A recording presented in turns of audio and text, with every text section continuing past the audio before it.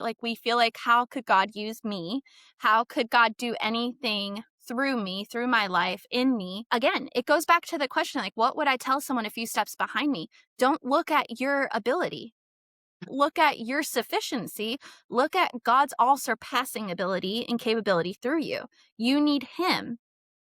That's what you need. I mean, it's really wild because the Word of God tells us that God's power has already given us everything that we need to lead a godly life. Welcome to Vessels, a podcast designed to equip multi-passionate women who are on mission with God.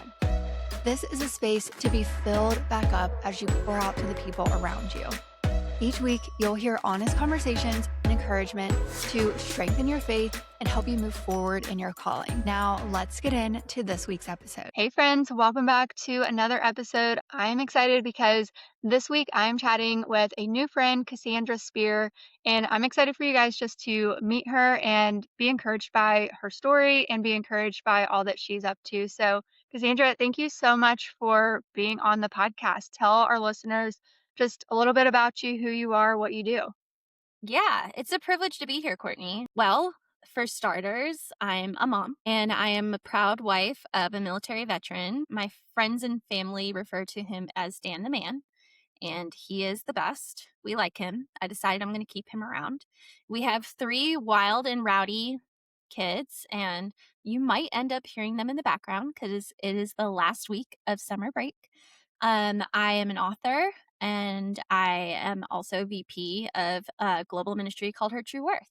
And I dabble in podcasting when I have free time, and I'm also going to school. So I'm a full-time grad student at Denver Seminary. I'm entering into my last of 3 years before I get my master's in theology and biblical studies. That's incredible. You are doing so many things, but it sounds like all amazing things. I love that you went back to school to do your master's. What kind of stirred you to get your master's in theology? Obviously, you write in the biblical space and all of that. How did you decide to take the plunge to get the full master's degree? Yeah, honestly, I had thought about it for a long time, and I did research, and I was genuinely intimidated. I didn't feel like I was qualified because I never finished my undergraduate. And at the same time, I felt this pull of what do I need to do to go beyond my threshold and my own understanding in theology and biblical studies, and genuinely did not think that I could even get accepted. And then I got a personal invite from Vivian, who is the founder of the women's leadership cohort at Denver Seminary, which is the first ever women's cohort. She invited me to participate in the inaugural women's leadership cohort with this graduate program. And I did it. I mean, I got invited. So never underestimate the power of your invitation to somebody else, because not have gone for it had it not been for the fact that she saw something in me. And also, I applied for an undergraduate exemption. Fun fact, I was a hair and makeup artist for over a decade before I started writing. And so I kind of lived like a whole separate life professionally before I became an author and a Bible teacher. And I had to write this whole essay, and it kind of felt like I was jumping through a ton of hoops to obtain this undergraduate exemption. And I didn't think that I was going to get it, and I got it. I felt like the Elle Woods of seminary. Yeah. I was like, I don't think I can do this, but I'm going to try. And they're like, no, girl, you're totally good. You can come. Come sit at the Yeah. table. You're Yeah. invited. I love that. That's so encouraging because I feel like so often we all come from different stories, different walks of life and things like that. And sometimes I feel like we disqualify ourselves before someone else even has the chance to even potentially disqualify us, or maybe they were never going to disqualify us, but we try to disqualify ourselves. So I love that you pushed past that and just did it anyways. And we're like, hey, we're going to just try, you know? I mean, what's the worst that can happen? Yeah, that's what I tell That's myself. I'm like, the worst they can say is no, and is it gonna ruin my life and be the end of the world? Probably not. It'll be okay. exactly, especially if you've already told yourself no. That's the thing that's so crazy is I had already determined that there was no way that I was there's no way that they're going to let me in. And then they let me in. I got accepted, and it was just the most surreal thing. And I remember this day, y'all, I'm embarrassed to admit this, but I'm going to because I trust you guys. And friends tell the truth. I'm embarrassed to admit this, but my husband and I had a conversation right after I got accepted. And he was like, Cass, you're going to get a master's. Like, that's right below a doctor. He's like, that's the second highest form of education that a person can obtain. And I literally looked at him and I was like, what do you mean?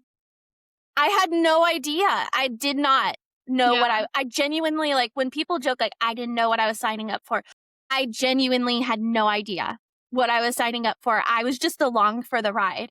I was like, Yeah. Jesus, if you want me to do this, you're going to make a way. And he Yeah. has Yeah. year after year. Like, I'm about to start my third and final year and graduate in May by the Yeah. grace of God. And That's a amazing. lot of tears and a lot of prayer and a lot of desperate pleas to the group text, you Mhm. know? Yeah. No, I think that's awesome. What has been, like, your favorite thing or maybe the most surprising thing throughout your journey to get your master's that you're just like, "Wow, I'm so glad I did this because of this," or, like, "I would never have known this if I hadn't done this." Like, what's been, like, your favorite moment maybe? There's so many. I feel like I've had a ton of theological bubbles burst in a possible way. I feel like seminary does not teach us what to think, it teaches us how. And a lot of the work that I've done in my research and a lot of my reading, my required reading, I've found myself wrestling with the text and also wrestling with my own biases that I've brought to scripture, a ton of unlearning. So, discovery, so much discovery in the most liberating way. And also, I think my favorite memory is probably my first summer intensive with Professor Joey Dodson. We were doing New Testament and Pauline epistles and Revelation, which is like a mouthful. And if it sounded like a lot, it was. You're right. You've been enjoying the podcast. Would you just take a second to leave a rating and review wherever you listen? It's one of the biggest ways that you can support the show. And if your podcasting platform supports it, be sure to subscribe to the show wherever you're listening. And during that time, he gave us like a benediction leaving, and our whole cohort was just like sobbing because he just like the one thing that he said that will stay with me that makes me so grateful that I went to seminary is he called us the shepherds, that we were shepherds leading shepherds, that we were shepherds. As women, that was profound to have a man of God who literally had probably got his doctorate on Mars. That's how out of this world smart this man is. And he saw us. He saw the goodness of God, the power of God, the call on our lives in a way that I had never experienced a man say that. It was surreal. It was really cool. And he had like scriptural receipts, like we were in the Pauline epistles, And so I came into that class ready to just be like completely deflated. And that's Yeah. not at all what happened. Yeah. I love that. I love having different people on who have blazed their own trail for God, which you certainly have with like you didn't even probably know you were going to be writing when you first were doing like hair and makeup and all of that. And now you're writing on like did you say your fourth book, which we'll get Yes. into. So, what would be one piece of advice that you've kind of learned on your trail in life that you would give to the person that's maybe just a few steps behind you or maybe even like where you were, 10 years ago even? Like what would you say to them if they're like, I don't even know where to start or what to do? Say two things.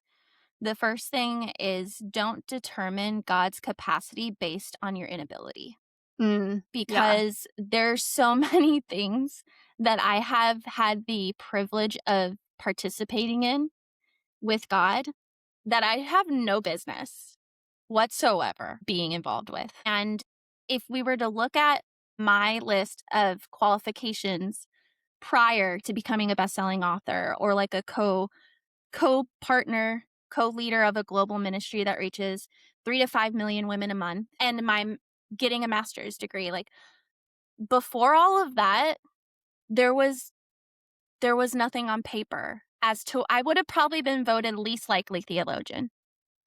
Like in high school, if you knew me in high school, you would definitely not pin me to be someone who would become a Christian. Like, I wasn't even a Christian in high school, y'all. Like, I did not know Jesus. I was out in these pasture parties, out on these streets, acting wild. Um, and now I study text for a living and teach the Bible and have the privilege of teaching God's word and pointing others to his heart with my words. Like, that's crazy. That's so crazy to me. So I would just say, like, don't look at your inability, look at his all surpassing sufficiency. When you feel like there's no way, just know that maybe in your own strength there isn't, but with him, you can. You truly can. Um, and then the other thing would be, and this one's kind of a downer, which is why I probably should have started with it and ended on a high note, but I didn't think that through. It's the fact that even a no, not here, or not now is also God's kindness and mercy in your life. There have been plenty of times where I have been slammed in the face with rejection. Um, and that is hard. Rejection, not just professionally in the publishing world or ministry world as authors and all of the things, but in local context, in faith communities, in relational situations where it just felt so heartbreaking to not be able to find belonging, to not find people who could co-sign on the things that God was asking me to do. And I just need you to hear me when I say, you don't need a co-signer. Yeah. You really don't. It's great. It's a bonus. I love that for you if you do have people in your corner who see and believe in the gifting that you've been given by God, but you don't actually require other people's permission or invitation to do the things that he's called you to do. You really don't. Yeah, that's so good. I love that. It's something I've had to learn over the course of my pursuit of the calling that I feel that God has on my life too, and realizing that, okay, I don't have, yes, you said it's nice if someone does co-sign it, but I don't have to like wait for permission. And that's kind of been, even this year, that's been a reoccurring reminder to me of you don't have to wait for permission. Like God already gave you permission to do what he's called you to do. So I love that. What would you say, I would love to kinda hear a little bit more of your story of, like, getting started of, "Okay, we started this ministry, it's grown into, reaching millions of women." How did all of that start? Where was that moment where you kind of felt that inkling of, "Hey, I wanna start writing, and I think I wanna start this ministry." 'Cause I love hearing other people's kind of stories of where they started to where they got now. I remember Reese Witherspoon did a series on Netflix, I think it was in 2020, where she went to different companies and different places and kind of heard their origin story of, in a sense of like, here's how I got started acting, or here's how I got started this. And they're always just so inspiring. So I'd love to hear from you, like how you got started with Her True Worth, like how you got started with writing and all of that. Oh my goodness. I'm so glad that you asked this because I do tell this in way more detail in my most recent book, Ready as You Are. And it's one of my favorite things to talk about because, again, so unlikely, so crazy how it all plays out. But yet, when we look back, hindsight is 2020. You look back and you're like, wow, God's sovereignty and his intentionality was all up in it. So, my writing journey started while I was still a hairstylist. I was using social media to promote my salon, and I was a color specialist, and that's how I understood like the vibe, how do you get people engaged with you and following you. And I remember researching because, again, I research things before I ever commit myself to anything. And I was researching like how to be a writer and like blogging. And I was on Pinterest back when people were, not fully on Pinterest yet. Do you remember this? Like Yes, yes, before people were using it as a search engine, yeah, it was crazy back then. But it was the yes. I Wild remember West. that It era. felt wild at that time. Yes, I remember being on Pinterest and like pinning things about like how do you start a website and how do you do branding and like all these things. I was researching for a long time quietly. I hadn't told anybody about it. And then I was ready to move to Oklahoma City. My husband had just taken a job with Tinker Air Force Base. We lived in Texas. We had just gotten out of the Air Force. We were stationed in Minot, North Dakota before that. So we had been going through lots of different transitions. We were transitioning from a family of 2 children to a family of 3 children. I was pregnant at the time. We were transitioning from active duty military stationed in a remote location to trying to figure out civilian life and what's next. And so during this time, my son was born 8 weeks premature. And 4 weeks prior to that, at 26 weeks pregnant, I was put on bed rest. And it was the first time that I ever wrote a blog post, like a post on my little tiny obscure Instagram that maybe had like 150 people following me. And most of them were probably people I went to high school with or like my second cousin. There wasn't like a ton of people watching what I was saying. And after that, I was in the neonatal intensive unit. And that's when I started my first WordPress. And that's when my son was in the NICU for 45 days. And he was in this little glass box. And I remember transitioning from living in Texas to buying a house in Oklahoma with our 2 girls and now my son. And I had so many feelings. And I was leaving my salon. I was leaving my clients. And I didn't feel like it was time for me to get yet another cosmetology license in another state. And so I was like, you know what, Lord, I don't know what's next for me, but I think maybe writing's it. And there was no reason for me to think that like I was going to become a good writer. I had no audience. I had no understanding of branding. I literally bought the WordPress with a credit card because we didn't have enough money, like just all of the things. And through that, I got an email from a major brand that's carried in Target and Walmart. This woman randomly saw the first blog post I ever wrote about resisting arrest and talking about how Christ understands our suffering. And she goes, "Can I share this on Upspring Baby?" And she's like, "This is something I wish." She was like, "I had a neonatal delivery. I had a premature child. These are things that I wish somebody would have told me when I was in my heartache and in my struggle, that Christ sees me, that he's near to me in my suffering." And I was like, "Well, this is a secular business that you're posting this on. Are you asking me to sanitize the gospel in this in some way?" And she's like, "No, we're going to post this however." And that was the first time that my work was featured publicly. I continued to write, and there was barely anyone reading. I'm going to be honest with you. I look back at some of my early writing and I'm like, wow, she had so much eagerness and zeal. Maybe it'd be cool if Grammarly existed at that time. You know, like it was not impressive. And I went to a writer's conference before my son was 1 year old.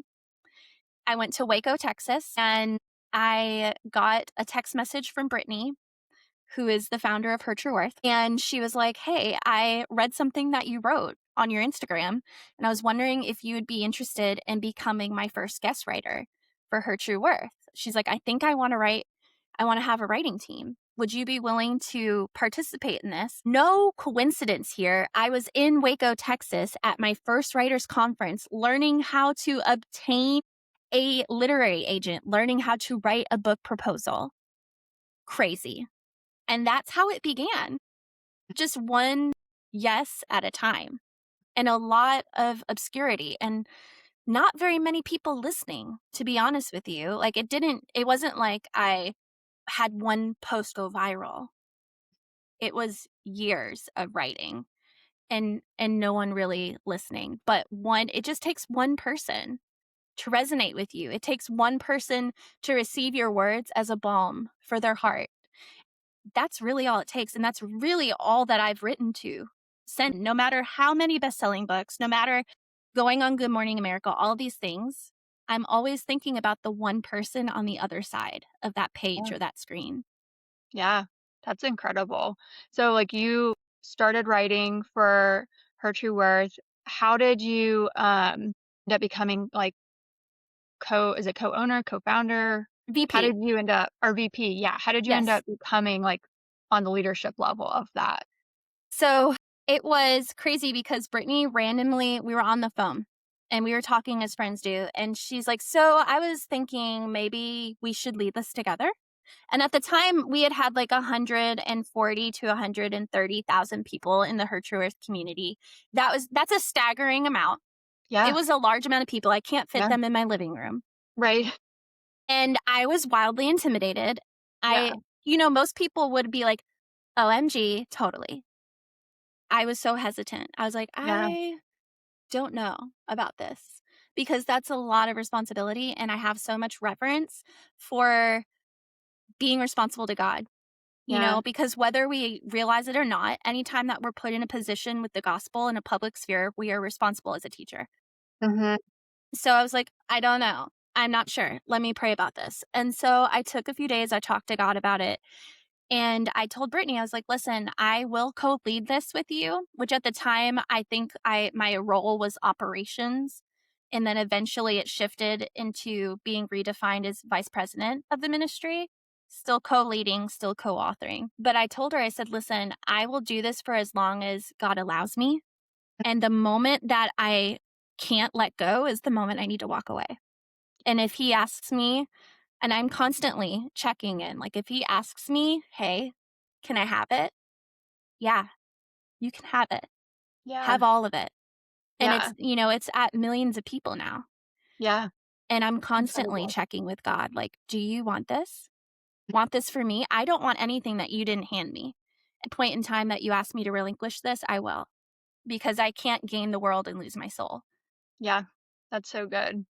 And what did that look like with you guys? When did you, I guess, write your first book? And then now I know you're do your fourth. How did that process come about with getting the book deal and all of that and deciding to co-author? And then now you Yeah. are writing your fourth book, which will be your first solo book. I'd love just to hear more about your publishing journey. Yeah. So, all right. First book, the whole publishing journey, I was on a call with my friend Tony Collier in early 2019 before the pandemic. And my son was less than a year old. Like he's still in diapers. I have two little ones. One's a toddler. Like this wild. And I'm getting settled in Oklahoma City. And I'm talking to my friend Tony. I'm currently with Her True Worth. I'm writing for Her True Worth. I was writing, I think in 2018 or 2019, I was writing for Daughter of Delight, my friend Elle Cardell. Like I was Who's doing also one of my friends. she's so wonderful. Yeah. Yeah, And I met so, her in, 2016 when she lived in Birmingham. uh, She used to go by Emily Lauren back then, and I still yeah. struggle calling her Elle sometimes. Yeah, she came to our book launch back in our first book launch in 2022. That's Yes? amazing. In Yeah. Nashville. I'm like, gosh, I'm losing track of when each book has come out because I feel like Yeah. I've written a book or published a book it Yeah. feels like every other year. Yeah. And so, yeah, Elle is the best. She's She's so amazing. great. And I Yeah. learned so much. Me and Brittany both have learned so much from Elle back in the early days, like even when we were onboarding writers for Her True Worth, like our writing team. Yeah, shout out to Elle. She's great. We love She's her. And awesome. so I was talking to Tony, and at the time, I had learned how to write a proposal, and I was writing a proposal for what I wrote was Skin Deep, is what I was writing it for. And I remember talking to Tony and Brittany separately, and Tony was like, "Do you have an agent?" And I was like, "No, I don't know how I would feel right now. I don't know that I'm supposed to write this alone." And so she's like, "Well, if you and Brittany decide to write something, like, let me know and I'll introduce you to my agent." And I was like, "Cool, cool, cool." And I talked to Brittany about it, and I kept telling her because she knew when I first started writing that I was at a writing conference, Mhm. that writing a book was always in the cards. That was always my goal. And I was like, she's like, "How's your book proposal going?" And I said, "I just don't feel like I can keep going. I don't think I'm supposed to write this by myself. I don't think this is supposed to be just mine." And she's like, "Well, maybe we could write it together." And I was like, "I would love that." So we wrote a proposal, which became our Her True Worth, the first book, which is the namesake for the ministry. We met Alexander Field, who's the founder of The Bindery, which is our literary agency. He's our agent. He's my agent independently and her agent independently. And he's represented me since 2019. And we pitched our proposal in 2019. We signed our book deal in 2020. We wrote Her True Worth in 21. It came out in 22. Uh, that ended up being an ECPA bestseller. I think it was number one in new releases. And then we wrote There's Beauty in Your Brokenness the following year, released that in 23. So we had 22, 23. That also was an ECPA bestseller. And that was our devotional. That one was our first book to be covered in stores, carried in stores in Target, which was Amazing. like a crazy dream come true. It was like, what Yeah. is life? Yeah. I remember like walking during the pandemic when there was literally nowhere I could go, and I would walk by the book section in the Target and just look at the nonfictions and the bestsellers and be like, I saw Jordan Lee Dooley on there and like Rachel Hollis and Uh, being like, that might be me one day. Like that could be us. And it happened. And that was crazy. And then we wrote Ready as You Are in 2023, 24 on the tail end of a book release and then released in 25, Ready as You yeah. Are. And Yeah. that was also in Target for their Easter promotion, which was crazy and cool. That was our And you second got book. to go on GMA, which was so cool. We did. That was still, I don't think I'll ever get over that. Yeah. It's like a What did that fever feel dream. like? Were you, like, nervous? Were you excited? How did you feel getting to be on that show on, like, live television? Think I spent so much time being nervous about it beforehand that when I got there, I was like, it's fine. Like, I was spending so much time thinking about like my canned responses and like and like practicing with my publicity team and my friends giving me like questions and me responding that I spent so much time prepping and preemptively nervous that when I got there, I was just like, we're here to have fun. Yeah. We're here to have a good time. That's so fun. We're here to share the gospel with the world and point people to Jesus with our words as best as we can and have a good time while we do it. And it was like the Holy Spirit was all up in that place at the Good Morning America studio, which I didn't at all anticipate. We were there for the Faith Friday segment. I remember seeing like legit celebrities like leaving the hair and makeup rooms and them looking at us, seeing us, and they're like, "Who are you?" And I'm like, You're like, I "Hey, know, pick I'm up my just book." as exactly. I'm just like, I'm just as confused as you are. I don't know how I got here. I'm not sure why they let me in. It was just crazy. And then my Awesome. hair and makeup artists, they actually at first weren't super social. And then as we started talking, I shared a little bit of my testimony with them and like the heart behind the book. And by the end of it, they shut the door. They asked for my phone number, started following me on social media. Oh my And gosh. before I left, they were like, "Can you pray for us before you leave?" That's And I amazing. feel like God was just like, Cass, that this is why you're doing this. Yeah. Like if you leave and you don't even get on the television, like if there's no national segment and you just prayed with these women, that Mhm. is no small thing. Yeah. It was like I felt very much like, oh, I'm Yeah. good now. Like Yeah. it was the craziest thing, is the best. And I loved all of the people there. Like the woman who's in charge of the segment was incredible. The Mhm. interviewers were so kind, so generous. It was great.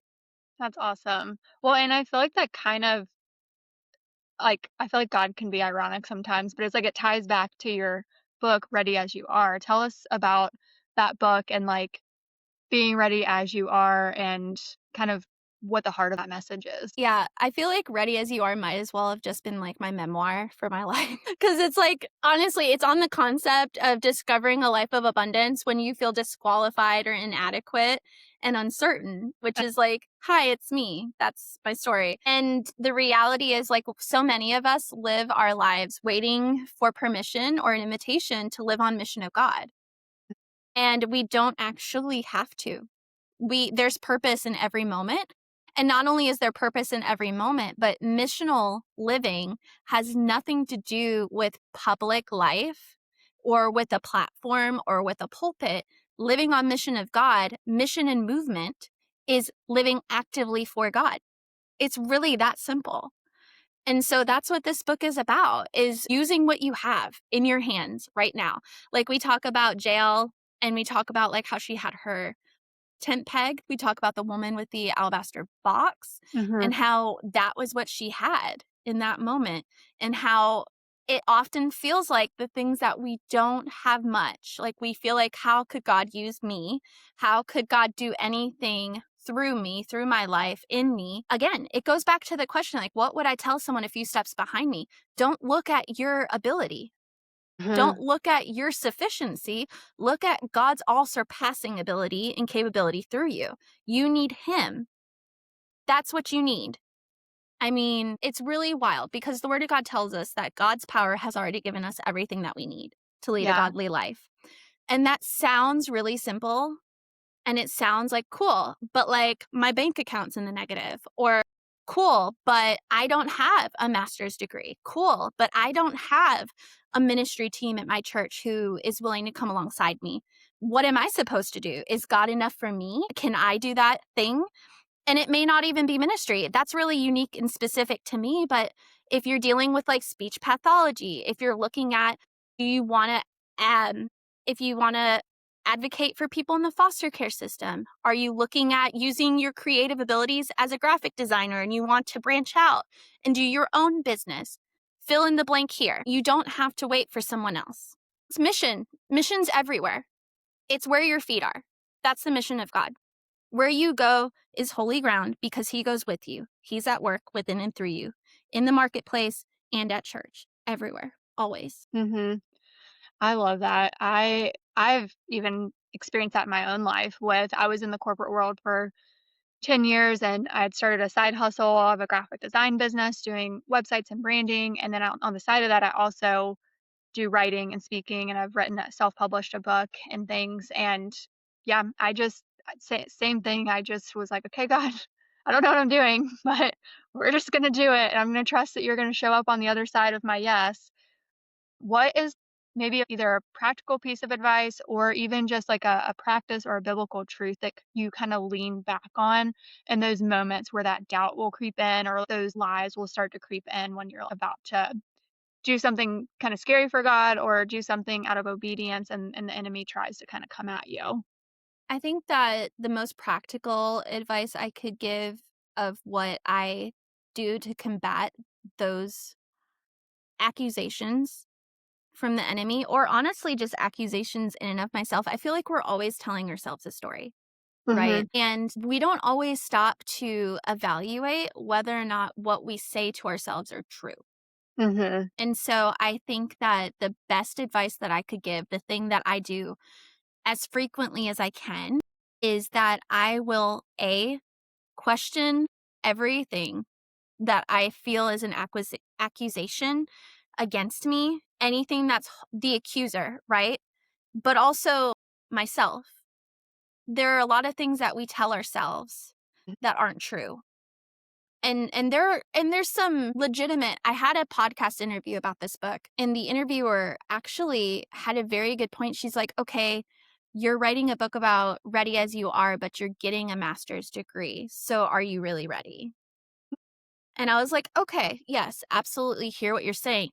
Being ready as you are does not mean that you lack preparation or responsibility to be accountable to doing the work of stewarding the giftings that God has given you, whatever that looks like.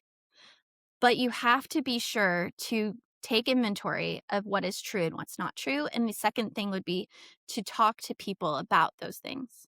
Yeah. So having people in my life that I can talk and say out loud, like, I don't feel smart enough for Mhm. this, or I'm not polished enough for this. I'm not eloquent enough for this, or I am insecure because of my bottom tooth. I've got a snaggle tooth and I'm just don't have a nice enough smile for this. Like stupid stuff, right? Like just stuff that keeps us stuck. Yeah. And so having people to say out loud the stories I'm telling myself and having them repeat to me, "Hey, actually, you are able to do X, Y, and Z," or "No one's actually looking at your tooth. Mhm. No one is. No one Yeah. cares. Literally no one. The only person who cares is you."